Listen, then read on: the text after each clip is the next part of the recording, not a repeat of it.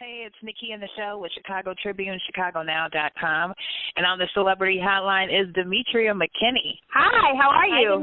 I'm good. How are you? Thank you for talking to me this morning. Oh, absolutely. Thanks for having me. Of course.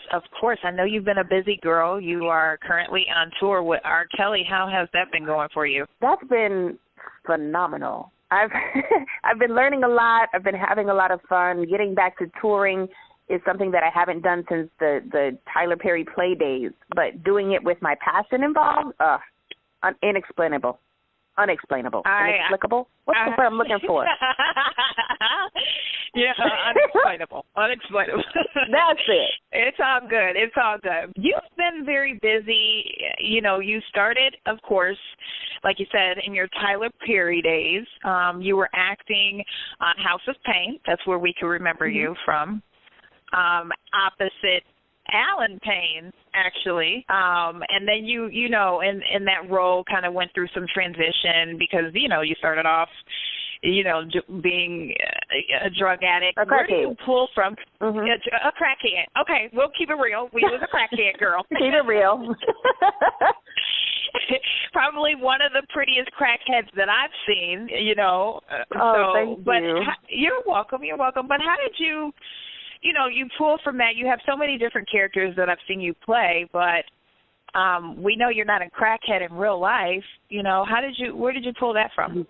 Unfortunately, me being like anybody else, I've had that in my family. There are people suffering with that same addiction that I grew up with, and I was watching them, and I'm watching how everything was going on, but no one was really confronting it. So Janine actually gave me an opportunity to kind of walk in the shoes of the people that I never acknowledged, that were right there in my family, that were right there asking for the help, that were right there really, really wanting to make the change. And it gave me a totally different perspective. So every character that I pick and choose because I think that they add a lesson to my life about something I've already seen in or around it. Let's talk about the character that you chose or you were part of on the Ricky Smiley show. I didn't even know he, you know, had a show. So was that more of a funny character, or what was that role like in that show? Ricky is the best kind of idiot you'll meet. He's stupid, he's awesome, he's funny, and he learns very, very quickly. That was his very first kind of acting gig, and it was an honor to play his very first wife, or ex-wife, as it were. And Monica was a career-driven woman. She's a mom. She's his baby's mother.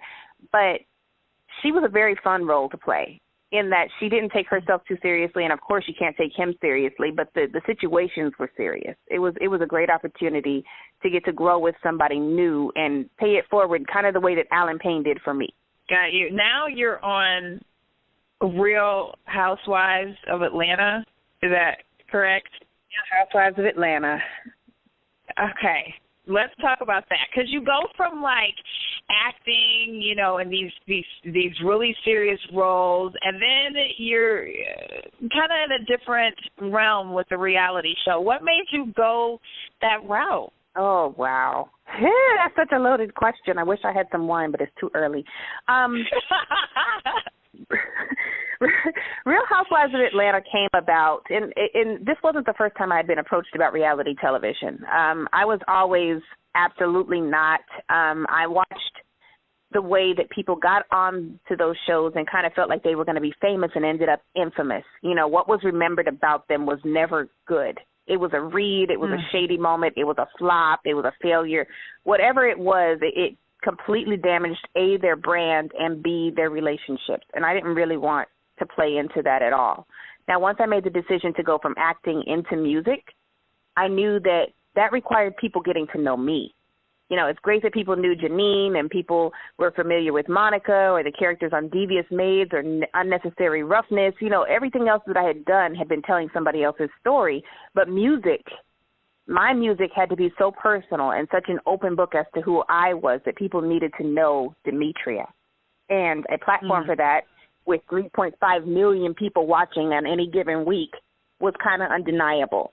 I went into it with heavy prayer. and tunnel vision. You know, if you don't have tunnel vision to get to the end of that tunnel, the light at the end of that tunnel, you get caught up in the shade, the drama, the mischief, the extra seasons. You know, you get caught into that hype. And I knew that I wanted to use the vehicle by letting them utilize me.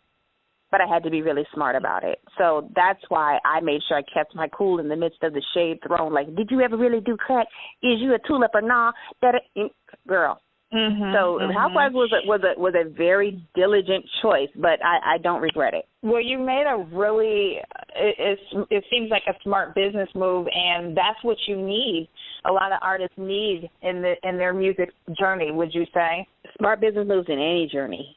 You know, we're all going to have our ups and downs with whatever path we choose, but something that in your face and that open to criticism, you really have to play it very, very smart. Well, you did, and you are now not only on a very highly watched reality show, but you have been touring with R. Kelly. How did that come about? Did he come to you and say, hey, girl, I know you can sing, or what? Well, actually, once I did the show, and we did the show in Puerto Rico where people got to see me perform, my single, which had been out for a while, like a few months actually, went all the way from wherever it was to number 4 on iTunes in a matter of 2 days. And, of course, that caught attention of labels, which I went ahead and I signed with E1, ended up signing with ICM, and it just kind of took off from there. I am blessed with a phenomenal team around me. My manager, Stacey Berkeley, has been in the business for a very, very long time. He works with Frankie Beverly. He's worked with Gerald Levert. Like, he has the knowledge and the relationships to kind of make the introductions. He put me up on the tour before we ever got signed to anything. And I was just an opener. It was supposed to be a one-off, but R. Kelly, Mr. R&B himself, people can say what they want, but that man knows music. And that man pulls from his knowledge and is unafraid to share with up-and-coming people. And that's what happened. He came and saw my show. They offered me a couple of more, and it's just progressed since then. And then also at the same time, we were doing the Pepsi Funk Fest, and R. Kelly was on that as well. So he watched me and loved my hustle, loved my grind, loved my sound, and was willing to take a chance on an up-and-coming artist. And I'm just so appreciative of him for that. Well, congratulations. I'm so sorry I missed you while you were here in Chicago. I had some crazy things going on during the premiere of a movie that I was in, opposite of Carl Anthony Payne, which you're working with him right now. Yeah. He is a clumsy fool, girl. We were working together on Zodiac Sign, and it premiered last week. And you know, we shot and filmed that like back in like May or something like that. And he is so funny, girl. It was fun working with him. So I know you're probably having fun as well. Because who's some other people that are part of that cast? This pilot that you just shot. Oh, my goodness. It's myself, Carl Payne, Tony Rock, Lamont Rucker, Essence Atkins, and Vivica Fox. So, yes, some witty people, some very talented individuals, and we definitely have some dummies, a.k.a. Tony Rock and Carl Payne, that just bring the funny every time they blink. It was an awesome experience, as you know. And congratulations to you as well. Oh, thank you, sweetie. Thank you. Yeah, that was my first movie. So I was a little nervous because I didn't know what to expect. So, but I know from one actress to another, you know, that first time is always like, you know. Absolutely. But just like with anything else, you know, once you've done the work, let it go. Yes, absolutely. So where can we look for it besides the Real Housewives? And you know, doing the reality show. Has your album dropped? When is it expected to drop? I know you have a couple of songs out already, but is the album complete? Yes. The album is almost complete. Candy Burris is actually executive producing it, which is a blessing in itself. We have a duet coming out very soon that I'm pretty sure people are going to absolutely go gaga over. It's a very fun concept. We had a great time making it, and the video is super cute. But the actual album, Officially Yours, will be out at the top of the year, first quarter. through E1, and I'm super excited. I've got a single out with Life Jennings right now called Talking About Love. The video's out for that, and it's been doing well.